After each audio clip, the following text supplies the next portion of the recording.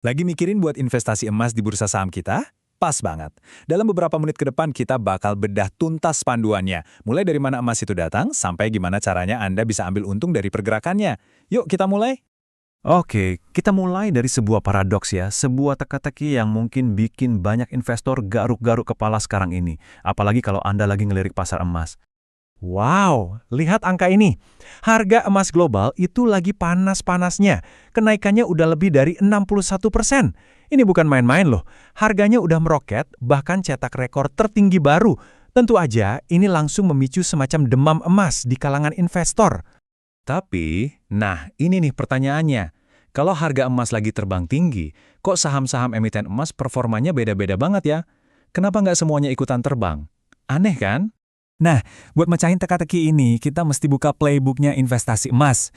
Kuncinya simple, nggak semua perusahaan emas itu cara mainnya sama. Coba dibayangin, ini peta permainannya. Industri emas di Indonesia itu punya dua jalur utama. Ada yang namanya jalur hulu, ini bagian nambangnya. Terus ada jalur hilir, ini yang ngurusin pemurnian sama perdagangannya. Beda banget loh dua jalur ini. Nah, disinilah letak perbedaannya yang paling mendasar. Coba perhatikan tabel ini. Perusahaan tambang itu kan sensitif banget sama harga emas. Ya iyalah, margin keuntungan mereka itu langsung tergantung sama harga jual komoditasnya. Beda cerita sama pedagang emas. Mereka ini lebih didorong sama volume. Keuntungan mereka itu dari biaya pemurnian, dari selisih jual beli. Jadi makin banyak transaksi, yang makin cuan mereka. Jadi, ini poin kuncinya buat Anda sebagai investor. Kalau pilih saham tambang, itu artinya Anda lagi taruhan harga emas bakal naik. Tapi kalau Anda pilih saham dagang, Anda bertaruh pada volume transaksi yang besar dan stabil. Dua strategi yang beda total. Oke, permainannya udah paham, petanya udah kebaca. Sekarang, yuk kita kenalan sama para pemainnya. Siapa aja sih emiten-emiten emas yang ada di Bursa Efek Indonesia? Nah, ini nih, anggap aja kayak character selection screen kita. Di sini kita bisa lihat klasifikasi perusahaannya, mulai dari yang masih tahap eksplorasi sampai yang udah jadi produsen raksasa. Eits, tapi tunggu dulu. Ada plot twist-nya.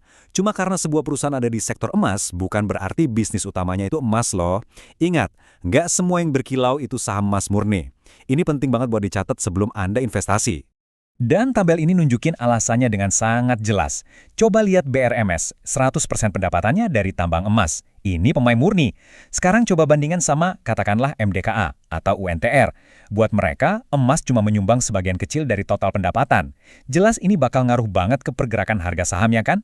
Oke, petanya sudah di tangan, pemainnya udah kenal. Nah, sekarang giliran Anda buat nyusun rencana investasi Anda sendiri. Pada akhirnya, semuanya balik lagi ke satu pertanyaan penting yang harus Anda tanyakan ke diri sendiri. Sebagai investor, sebenarnya Anda ini nyari apa sih? Pilihannya jadi lebih simpel kan? Kalau Anda mau ikutin ombak volatilitas harga, ya pilihannya jatuh ke perusahaan tambang. Tapi, kalau Anda lebih suka yang stabil, yang dasarnya volume penjualan, ya liriknya ke perusahaan dagang dan pemurnian. Nah, jadi gitu. Playbooknya sekarang udah ada di tangan Anda. Kami udah kasih kerangkanya, udah bedah pemain dan strateginya. Langkah selanjutnya? Tentu aja ada di tangan Anda. Lakukan riset lebih dalam dan tentukan pilihan Anda dengan bijak. Selamat berinvestasi!